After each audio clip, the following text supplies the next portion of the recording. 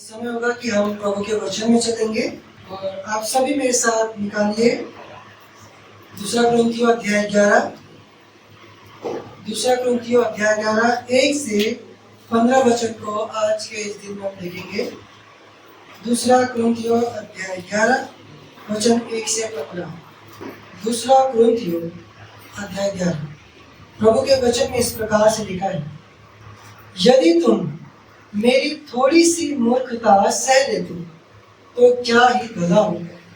हाँ, मेरी सह भी लो, क्योंकि मैं तुम्हारे विषय में ईश्वरीय धुन लगाए रहता हूँ, इसलिए कि मैंने एक ही पुरुष से तुम्हारी बात लगाई है कि तुम्हें पवित्र कुंवारी के समान मसीह को सौंपो। परंतु मैं डरता हूँ कि जैसे सांप ने अपनी चतुराई से हव्वा को बहकाया, वैसे ही तुम्हारे मन उस सिधाई और पवित्रता से जो मसीह के साथ होनी चाहिए कहीं भ्रष्ट न किए जाएं। यदि कोई तुम्हारे पास आकर किसी दूसरे यीशु का प्रचार करे जिसका प्रचार हमने नहीं किया, या कोई और आत्मा तुम्हें मिले जो पहले से ना मिला था, या और कोई सुसमाचार सुनाए जिसे तुमने पहले ना माना था, तो तुम उससे सह लेते हो। मैं तो समझता हूँ कि मैं किसी बात में बड़े से बड़े प्रेरितों से कम नहीं। यदि मैं वक्तव्य में अनाड़ी हूँ तो भी ज्ञान में नहीं। हमने इसको हर बात में सब प्रकार से तुम्हारे लिए प्रकट किया है। क्या इसमें मैंने कुछ पाप किया कि मैंने तुम्हें परमेश्वर का सुसमाचार सेंध में सुनाया और अपने आप को नीचा किया कि तुम ऊंचे हो जाओ। मैंने अन्य कलीसियाओं को लूटा, अर्थात मैंने उनसे मजदूरी ली ताकि तुम्हारी सेवा करूं। और जब मैं तुम्हारे साथ था और मुझे घटी हुई तो मैंने किसी पर भार नहीं डाला, क्योंकि भाइयों ने मकिदुनिया से आकर मेरी घटी को पूरा किया। और मैंने हर बात में अपने आप को तुम पर भार बनने से रोका और रोके रहूंगा। यदि मसीह की सच्चाई मुझ में है तो अखिया देश में कोई मुझे इस घमंड से ना रोकेगा। क्यों? क्या इसलिए कि मैं तुमसे प्रेम नहीं रखता? परमेश्वर ये जानता है कि मैं प्रेम रखता हूँ। परंतु जो मैं करता हूँ वही करता रहूँगा कि जो लोग दांव ढूंढते हैं उन्हें मैं दांव पाने न दूंगा, ताकि जिस बात में वे घमंड करते हैं उसमें वे हमारे ही समान हों। क्योंकि ऐसे लोग झूठे प्रेरित और छल से काम करने वाले और मसीह के प्रेरितों का रूप धरने वाले हैं। यह कुछ भी अचंभे की बात नहीं, क्योंकि शैतान आप भी ज्योतिर्मय स्वर्गदूत का रूप धारण करता है। इसलिए यदि उसके सेवक भी धर्म के सेवकों का स्वरूप धरे तो कोई बड़ी बात नहीं, परंतु उनका अंत उनके कामों के अनुसार होगा। प्रभु के वचन के पढ़े और सुने जाने पे हम सभी को आशीष मिले। आइए हम अपने सिर को झुकाएं और प्रार्थना में लग जाएं।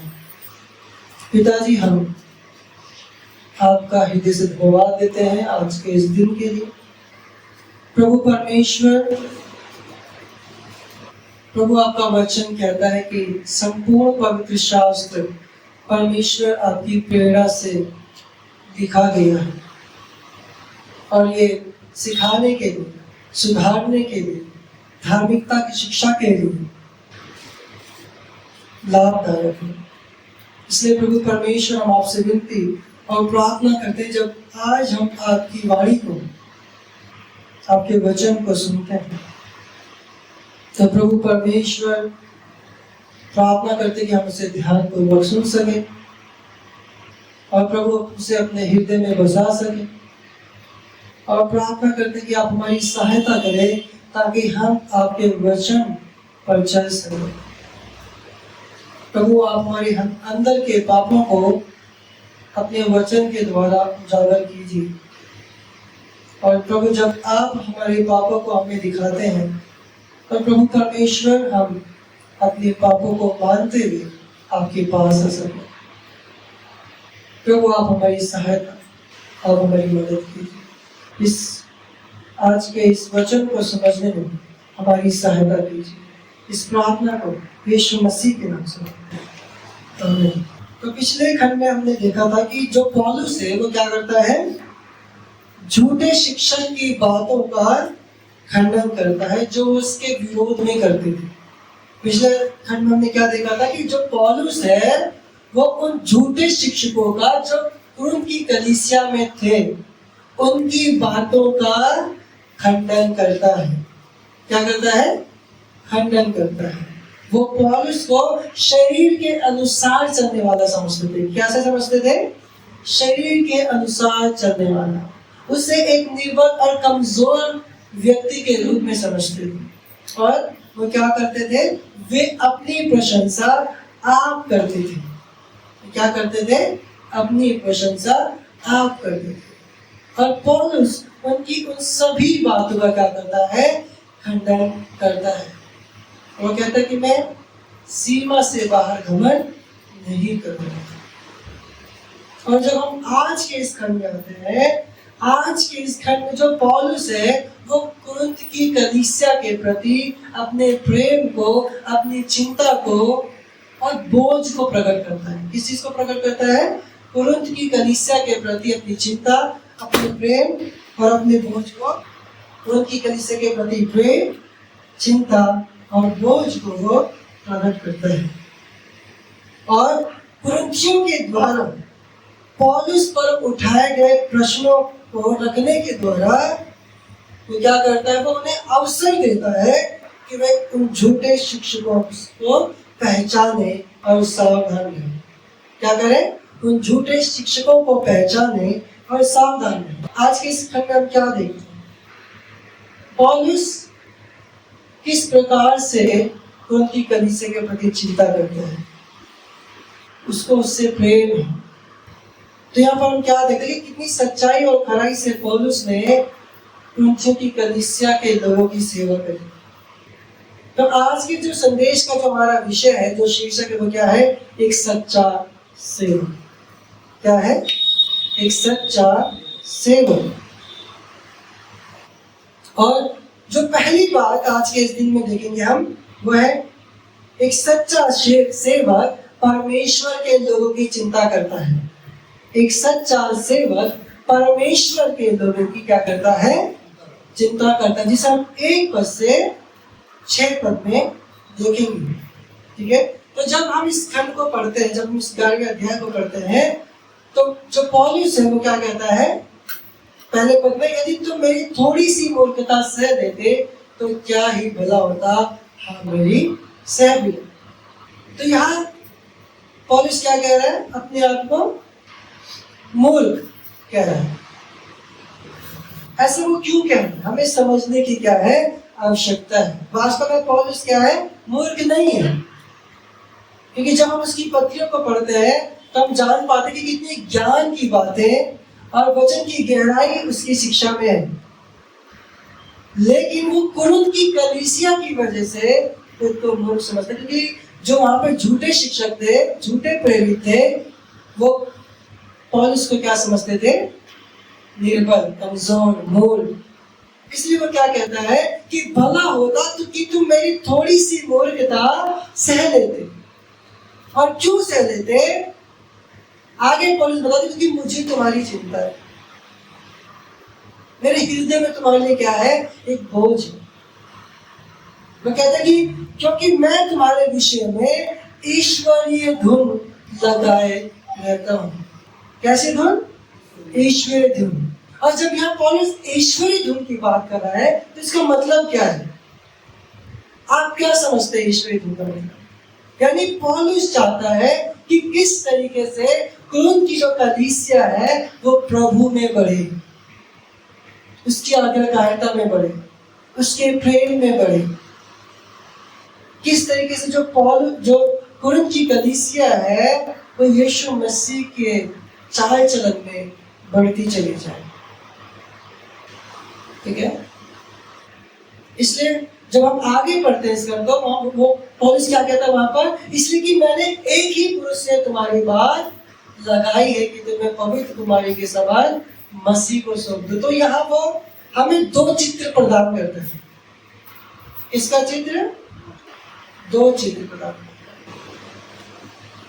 है। एक पवित्र कुमारी का, ठीक है, जिसका ब्याह होने वाला है, और दूसरा वो चित्र में प्रदान करता है हव्वा।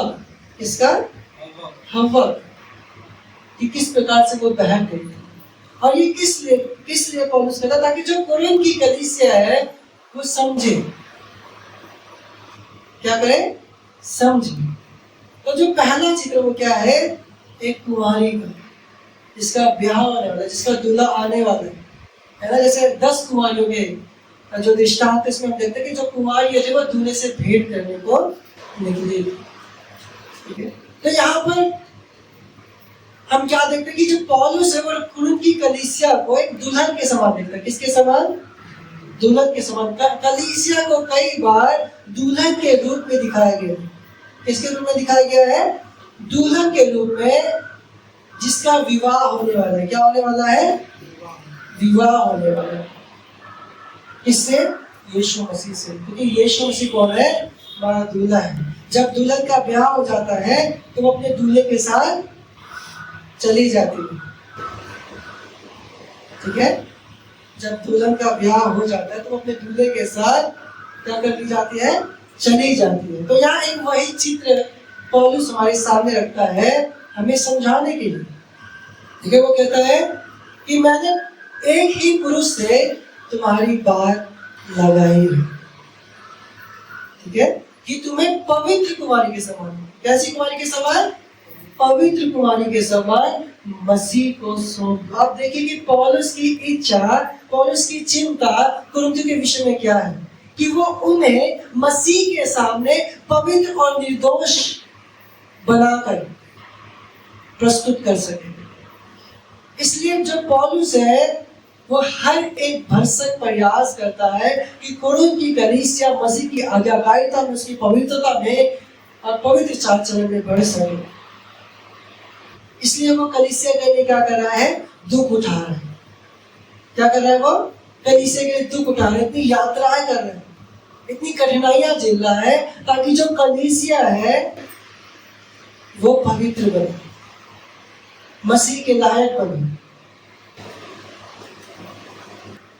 वो कलीसिया के पवित्रता के प्रति काफी गंभीर है। क्या है?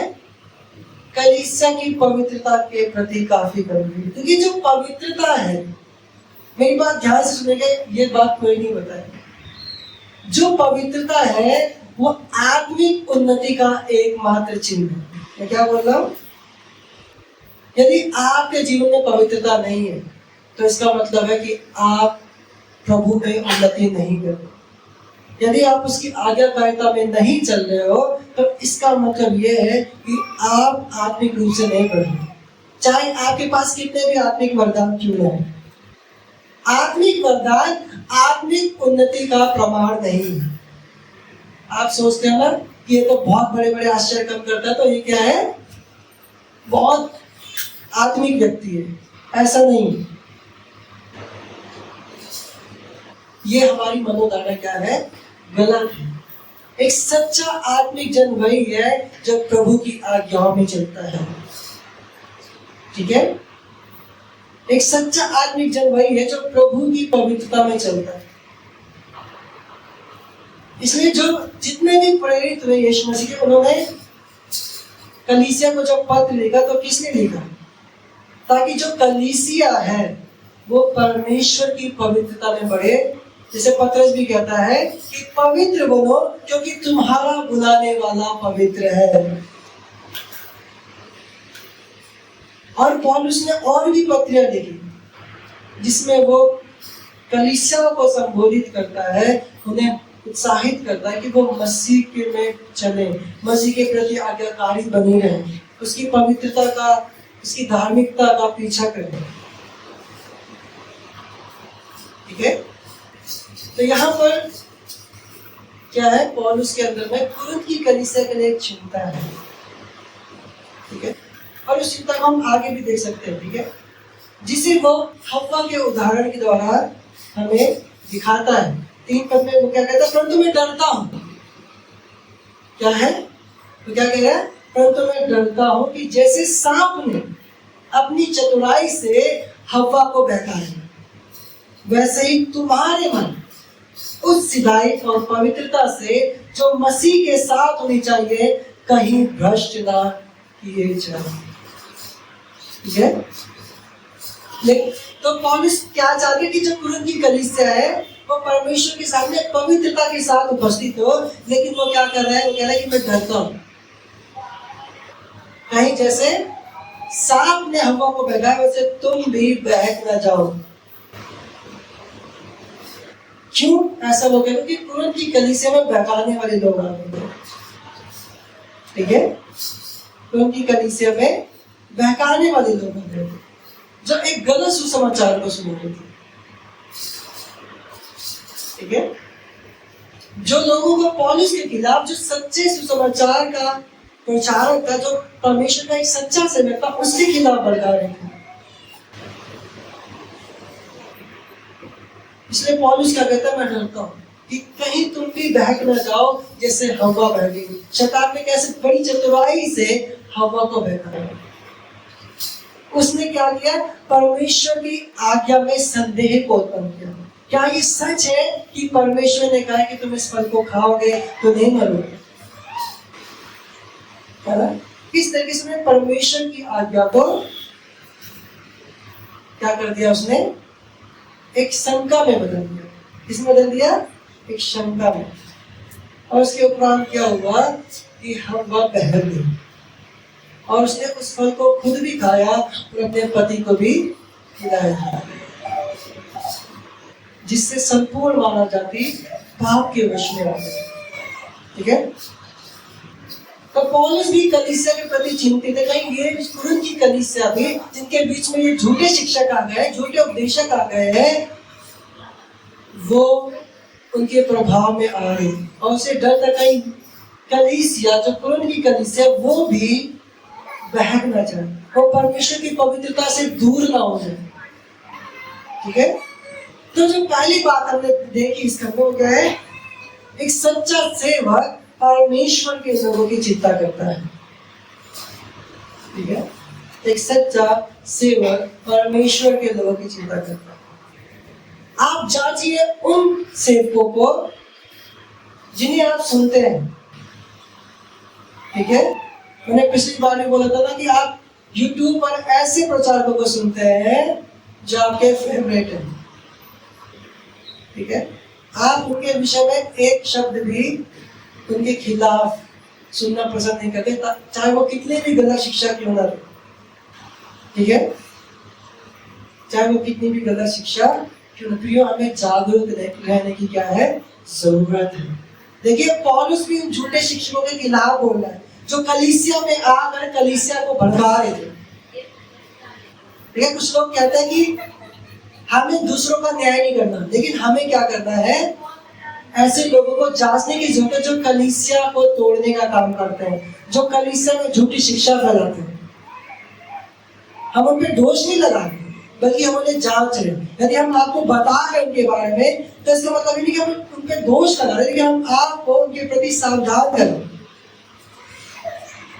ठीक है, ताकि हम झूठी शिक्षाओं से बच सकें, ताकि कलीसिया में क्या हो, कोई गड़बड़ी ना हो। इसलिए हमें उन झूठे शिक्षकों के बारे में पता होना जरूरी है कि वो किस तरीके से काम करते हैं। झूठे शिक्षक परमेश्वर के लोगों की चिंता नहीं करते। वचन में लिखा, वो तो फाड़ खाने वाले भेड़ियों के समान है जो भेड़ की खाल में कलीसिया में आ जाते हैं। आजकल कलीसिया में तो नहीं आ रहे वो, लेकिन आप उन्हें यूट्यूब पर देख रहे हैं।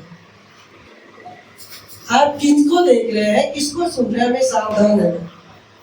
दिखने में बहुत आत्मिक है, जैसे आगे वचन ही बताए, हमें सावधान रहना। एक सच्चा सेवक परमेश्वर के लोगों की चिंता करता है कि कहीं वे गलत शिक्षा में ना चले जाएं, कहीं वे परमेश्वर के मार्ग से भटक ना जाएं, दूसरी बात जो हम इस खंड में देखते हैं वो है कि एक सच्चा सेवक परमेश्वर के लोगों की निस्वार्थ सेवा करता है। उसके मन में कोई लालच नहीं होता, उसके मन में कोई लोभ नहीं होता, कोई स्वार्थ नहीं होता, बल्कि वो निस्वार्थ भाव से परमेश्वर के लोगों की सेवा करता है। ठीक है, 7 से 11 पद में इस बात को देखते हैं। वो कहता है, पौलुस क्या कहता है, क्या इसमें मैंने कुछ पाप किया कि मैंने तुम्हें परमेश्वर का सुसमाचार सेंत में सुनाया और अपने आप को नीचा किया कि तुम ऊंचे हो। क्या कहता है पौलुस? वो उनके सामने एक प्रश्न रख रहा है, क्या मैंने ये पाप किया कि तुम्हें मैंने फ्री में सेंट मेट में प्रभु के सुसमाचार सुनाया? हम सब जानते हैं कि पौलुस कितनी जगह गया और परमेश्वर के सुसमाचार को सुनाया। तो क्या उसने सुसमाचार के लिए पैसे लिया सुनाने के लिए? नहीं। ये परमेश्वर का जो सुसमाचार है वो एक शुभ संदेश है अपने आप में। और पौलुस की हार्दिक इच्छा यह थी कि जैसे परमेश्वर का अनुग्रह उस पर हुआ, वही अनुग्रह लोगों पर हो और परमेश्वर के अनुग्रह के द्वारा लोग बचाए जा सके। तो क्या कहते हैं, क्या मैंने इसमें कुछ पाप किया कि मैंने तुम्हें परमेश्वर का सुसमाचार सेंत में सुना और अपने आप को नीचा किया कि तुम ऊंचे हो जाओ। मैंने अन्य कलीसियाओं को लूटा, अर्थात मैंने उनसे मजदूरी ली ताकि तुम्हारी सेवा करूं। ठीक है,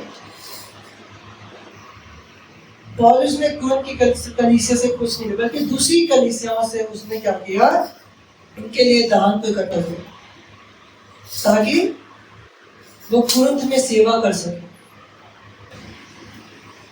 और आगे हम क्या देखते हैं, वहां पे मिल गया, और जब मैं तुम्हारे साथ था और मुझे घटी हुई तो मैंने किसी पर भार नहीं डाला, क्योंकि भाइयों ने बाकी दुनिया से आकर मेरी घटी को पूरा किया। ठीक है, जिसे हम फिलिपियों 4:15 से 18 पद में भी देख सकते हैं।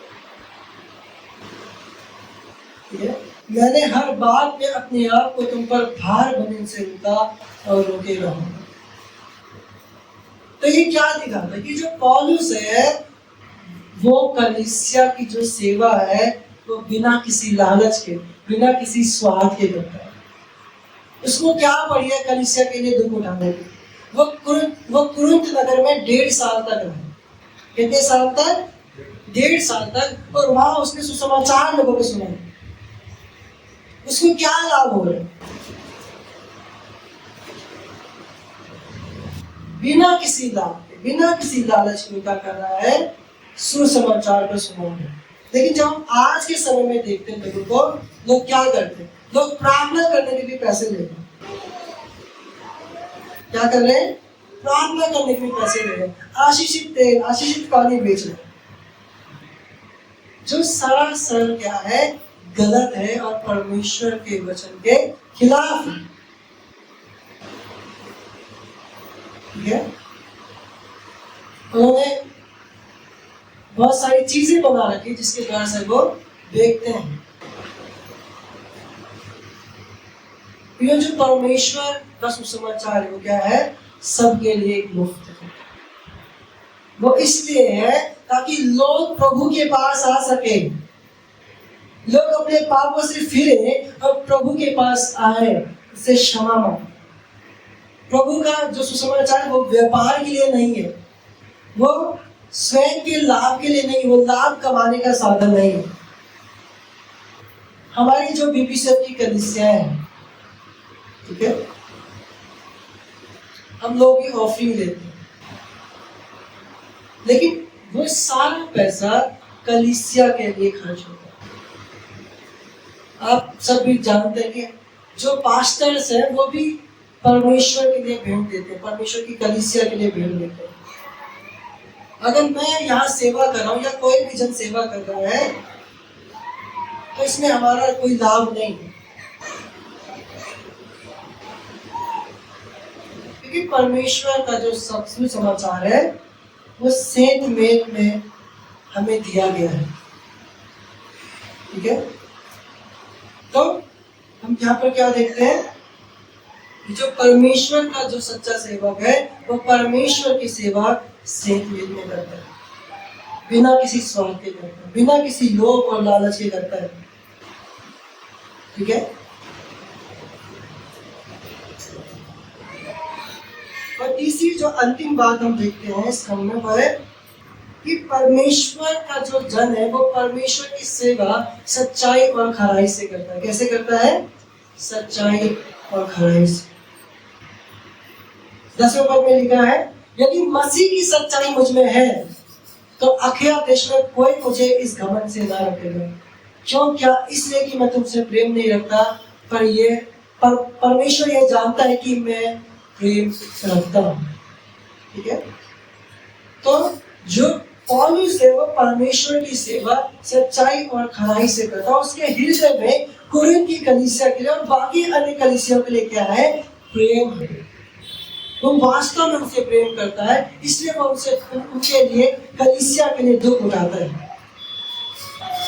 ठीक है, और फिर 12वें पद में लिखा है, परंतु जो मैं करता हूँ वही करता रहूंगा कि जो लोग दाम ढूंढते हैं उन्हें में दाम ना पड़े, ताकि जिस बात में वे घमंड करते हैं उसमें वे हमारे ही समान नहीं।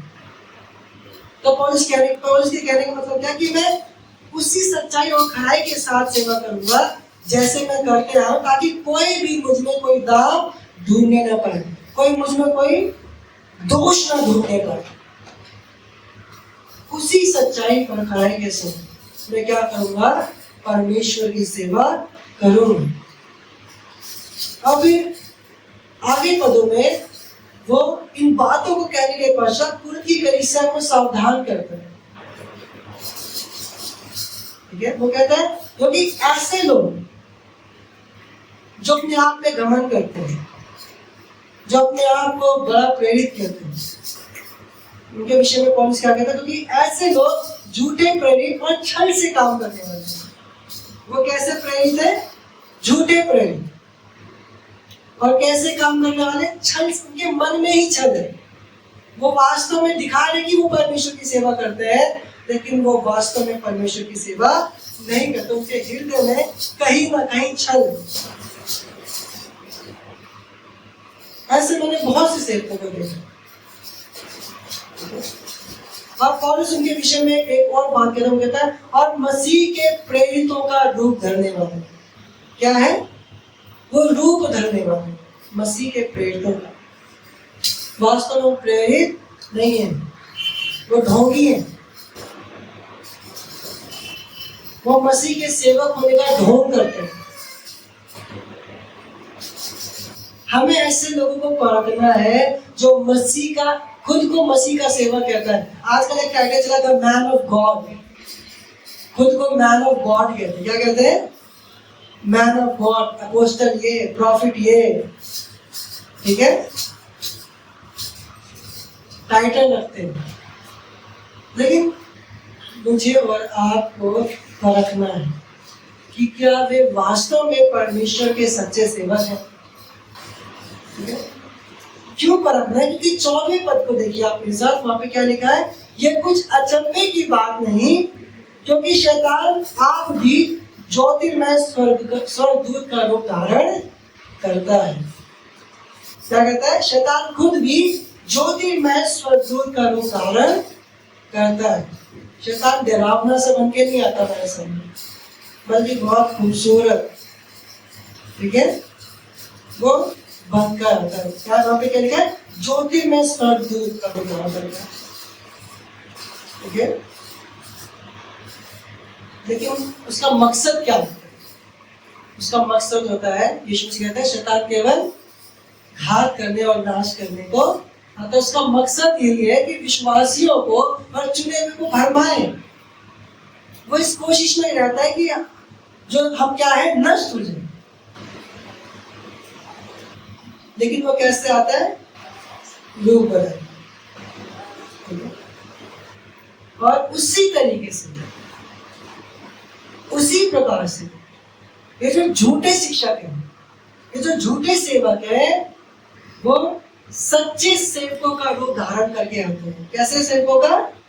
सच्चे सेवकों का रूप धारण करके आते। वो मानो सा हमें प्रतीत करवाते हैं कि वे परमेश्वर के सच्चे सेवक हैं, उनसे बड़ा कोई भी सेवक नहीं। 3-3, 4-4, 5-5 घंटे प्रार्थना करते, लेकिन वो क्या है? सिर्फ दिखावे क्यों? वहां पे 15 वचन को देखिए, वैसा वहां पे लिखा है, इसलिए यदि उसके सेवक भी, देखिए जो पौलुस है वो यहाँ क्लियर कर देता है कि वो परमेश्वर के सेवक तो नहीं है, लेकिन किसके सेवक है? किसके सेवक है? शैतान के सेवक। किसके सेवक है? शैतान के सेवक। क्योंकि शैतान क्या काम करता है? भरमाता है, परमेश्वर की सच्चाई से लोगों को भरमाता है। और जो उसके सेवक है वो भी काम क्या करता है? झूठी शिक्षा के द्वारा, गलत सुसमाचार प्रचार करने के द्वारा वो परमेश्वर के चुने हुए को भरमाते हैं। इसलिए जो पौलुस है उन्हें साफ साफ उनके विषय में क्या कहता है? वो परमेश्वर के सेवक तो नहीं है, लेकिन शैतान के सेवक है।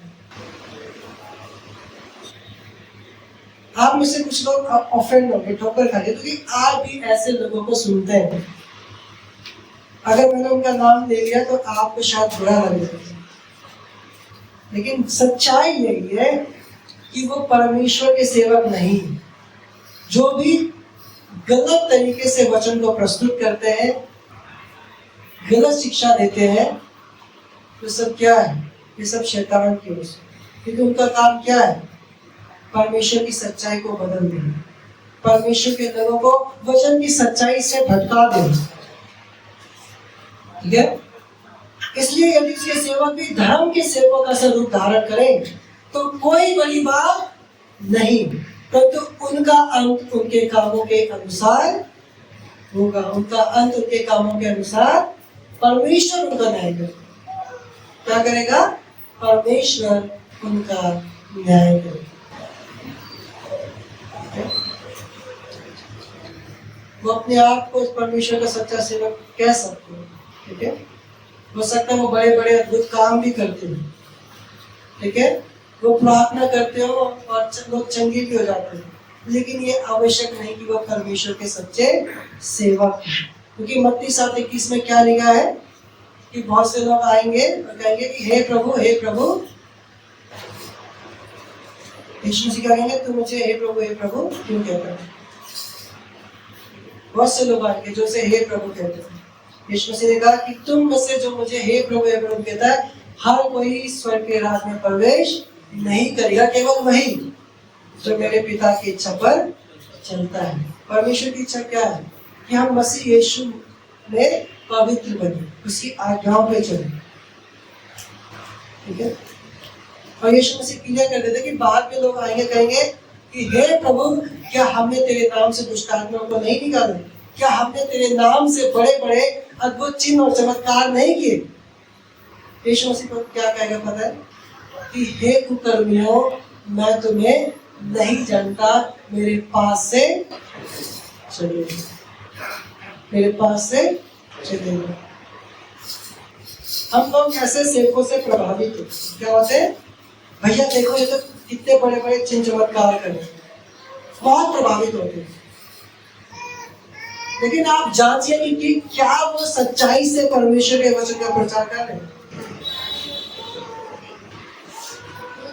ठीक है? प्रोफेसी कर रहे, क्या कर रहे हैं वो? क्या कर रहे हैं वो? प्रोफेसी। अगले साल प्रधानमंत्री कौन होगा? खुद को परमेश्वर का भविष्यवक्ता करो। लेकिन प्रियो, परमेश्वर का सच्चा सेवक वही है जो क्या करता है? जो परमेश्वर के लोगों की चिंता करता है।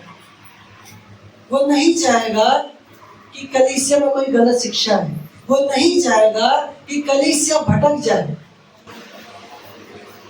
वो क्या करता है? परमेश्वर के लोगों की चिंता करता है। वो उन्हें सही भोजन देता है परमेश्वर के वचन में, और हर एक झूठी शिक्षा से बचाने का प्रयास करता है। वो ध्यान रखता है कि कलीसिया परमेश्वर की आज्ञाकारिता में चल रही है या नहीं चल रही, कलीसिया परमेश्वर में बढ़ रही है या नहीं बढ़ रही। और वो क्या करता है, जब वो ऐसा करता है वो निस्वार्थ भाव से करता है। कैसे करता है? निस्वार्थ भाव से। उसके अंदर कोई लालच नहीं, उसके पीछे जो मकसद है वो लाभ कमाना नहीं है, पर क्या मकसद है कि कलीसिया बढ़े, कलीसिया उन्नति करे, कलीसिया परमेश्वर के प्रेम को जाने और पहचाने। और तीसरी बात वो क्या करता है, वो परमेश्वर की सेवा सच्चाई और खराई से करता है। उसके हृदय में कोई छल नहीं है। क्या है? कोई छल नहीं है।